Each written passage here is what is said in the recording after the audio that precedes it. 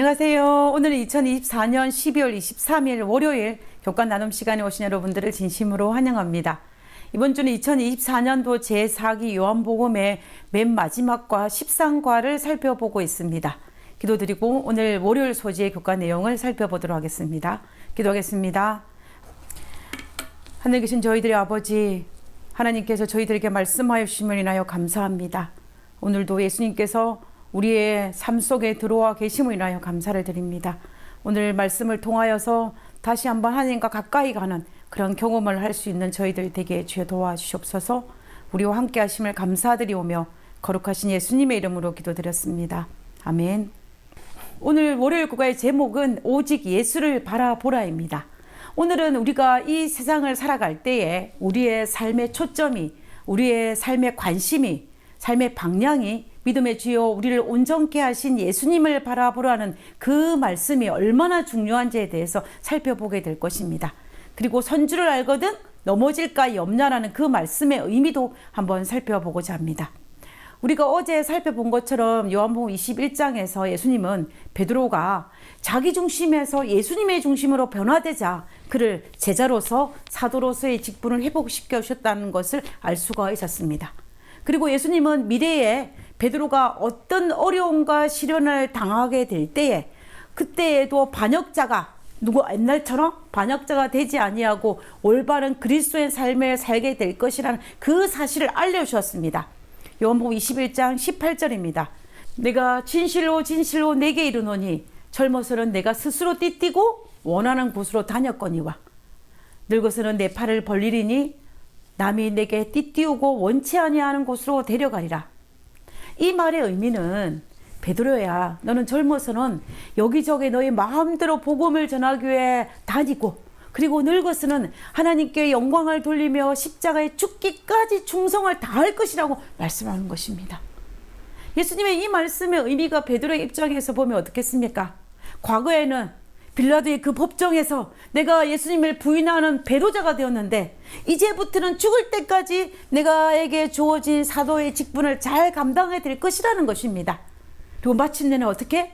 십자가의 죽음으로 말미암아 하나님께 영광을 돌리는 예수님의 제자로서의 그 사역은 성공할 것을 설명하고 있는 것입니다. 예언한 것입니다.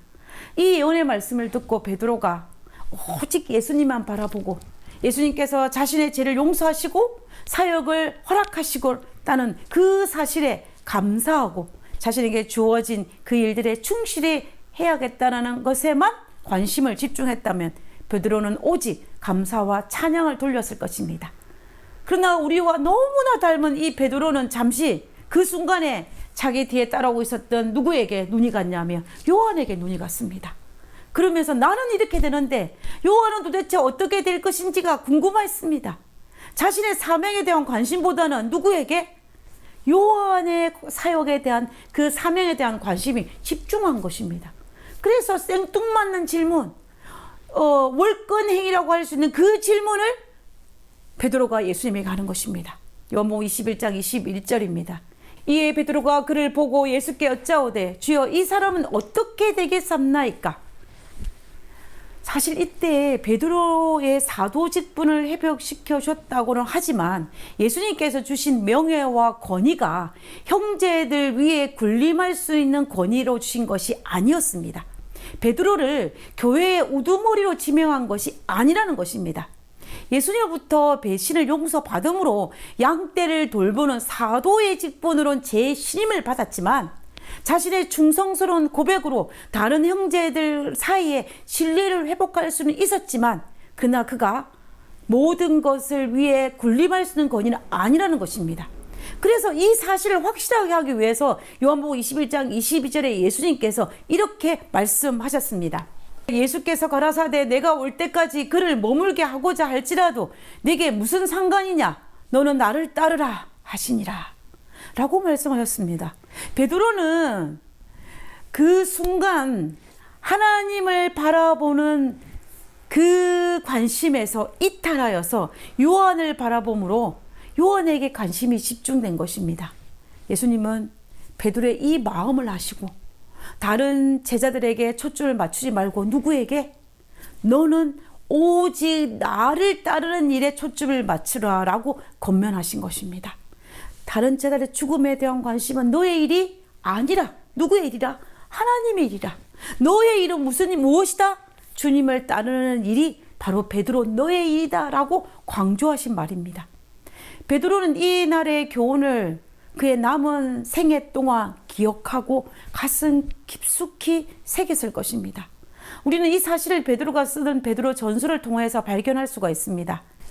베드로전서 5장 2절부터 보면요, 너희 중에 있는 하나님의 양무리를 치되 부득이함으로 하지 말고 오직 하나님의 뜻을 쫓아 자원함으로 하되 더러운 일을 위하여 하지 말고 오직 즐거운 뜻으로 하며 맡기운 자들에게 주장하는 자세를 하지 말고 오직 양무리의 본이 되라.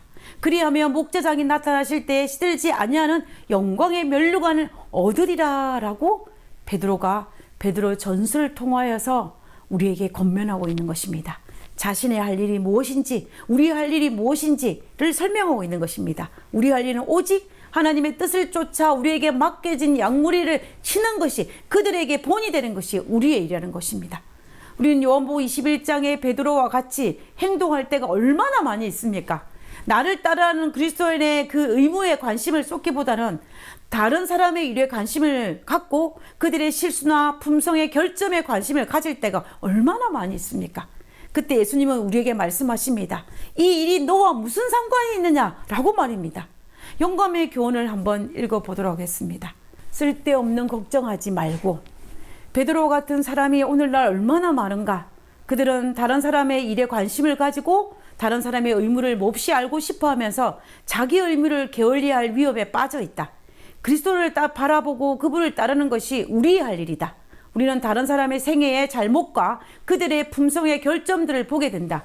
인간은 결점에 쌓여 있다. 그러나 그리스도 안에서 우리는 완전을 찾을 수 있다.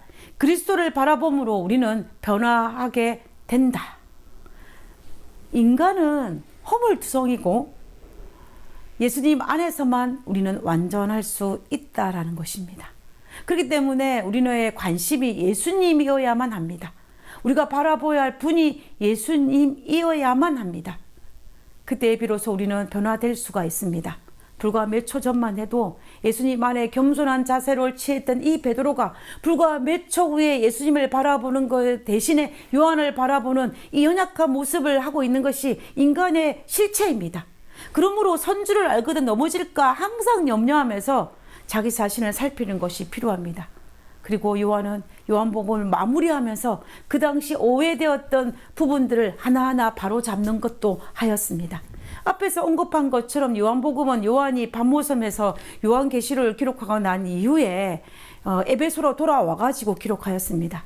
그러므로 요한복음이 1세기가 끝나는 그 시점에 성경 중에서 거의 마지막 기록이기 때문에 이 요한복음은 그 당시에 사람들 사이에 오해되어지고 잘못 이해했던 부분들을 바로잡는 부분들이 종종 등장합니다. 그 대표적인 것이 무엇이냐면 예수님이 육신으로 이 땅에 오셨다라는 것을 거부하는 자들을 위해서 단호하게 예수님은 육신으로 이 땅에 오셨다라고 선포하였습니다. 그리고 오늘 요한복음 21장 끝부분에서도 당시 오해되었던 그 부분을 바로잡기 위해서 그가 이렇게 기록하고 있습니다. 요한복음 21장 22절에서 23절에 있는 말씀입니다. 예수께서 가라사대 내가 올 때까지 그를 머물게 하고자 할지라도 내게 무슨 상관이냐 너는 나를 따르라 하시니라. 이 말씀이 형제들에게 나가서 그 제자는 죽지 아니하겠다 하였으나 예수의 말씀은 그가 죽지 않겠다 하신 것이 아니라 내가 올 때까지 그를 머물게 하고자 할지라도 내게 무슨 상관이냐 하신 것이로라. 이 말씀은 1세기 당시 사람들이 생각하기를 어떻게 생각했냐면 예수님께서 요한이 죽기 전에 다시 오실 것이라 라고 기대하고 있었습니다. 믿었습니다. 근데 요한이 요한복음을 기록할 당시에는 이미 80대 후반의 고령이었습니다. 그런데 자신이 죽고 난 다음에 이것을 믿고 있는 사람들에게 요한이 죽기 전에 예수님이 오시지 않았다며 그것을 확실하고 믿었던 사람들은 얼마나 영적 혼란이 있겠습니까? 그래서 그들을 위해서 요한복음 21장 22절의 말씀을 기록하면서 예수님의 재림의 시기를 말씀하신 것이 아니라 그 부분이 예수님의 주권을 기록한 말씀이라고 설명하고 있는 것입니다. 우리는 성경을 읽으면서 이런 오류에 빠지지 않도록 조심해야 합니다. 반드시 성경은 앞뒤 문맥을 살펴야 되고 그 문맥을 통하여서 성경이 원래 전하고자 하는 그 의미를 우리는 파악해야 됩니다. 그래서 22절의 말씀의 요지는 분명하게 재림의 시기를 말씀하시는 것이 아니라 고난은 나에게 있으니 베드로 너는 그런 것과 신경 쓰지 말고 어떻게 하라는 거예요? 나만 따르라 라고 말씀하고 계시는 것입니다. 이 오늘 월요일 국가를 마무리하면서 우리는 날마다 변화산에서 베드로와 요한과 야고보가 경험했던 그 경험을 해야 됩니다. 누가복음 9장 36절에 소리가 그침에 오직 예수만 보이더라. 제자들이 잠잠하여 그 본 것을 무엇이든지 그때는 아무에게도 이르지 아니하니라. 우리의 매일의 삶이 복잡하고 허물투성이지만 오직 예수만 바라보는 저와 우리 모두가 되었으면 좋겠습니다. 우리 모두 예수만 바라보고 실족치 않고 넘어지지 않는 우리 모두가 되기를 간절히 바라면서 오늘 월요일 국가 내용을 기도하고 마치도록 하겠습니다. 기도하겠습니다. 주님, 말씀을 들으면서도 주님만 바라보고 따라가는 일이 쉽지 않습니다. 땅의 사람들을 볼 때면 나의 상황을 다시 보게 되고 때로는 주님 말씀마저 잊어버릴 때가 많습니다. 주께서 나를 보고 계심을 기억하고 충성하도록 도와주옵소서. 하늘에 계신 저희들의 아버지, 우리의 연약함을 하나님 앞에 고백합니다. 아버지, 우리가 날마다 나를 바라보고 우리 주변을 바라보고 우리 뒤를 바라보면서 실족하고 넘어지는 그런 연약한 저희들을 불쌍히 여기사 우리의 시선을 하늘로 향할 수 있도록 도와주시옵소서. 그래서 넘어지지 않도록 도와주시옵소서. 그래서 실족하지 않도록 도와주시옵소서. 오늘 하루도 하나님만 바라보며 기뻐하고 즐거워하며 감사하며 하나님의 그 제자로서 주님의 사역을 잘 감당하는 저희들 되게 하여 주옵기를 거룩하신 예수님의 이름으로 기도드렸습니다. 아멘.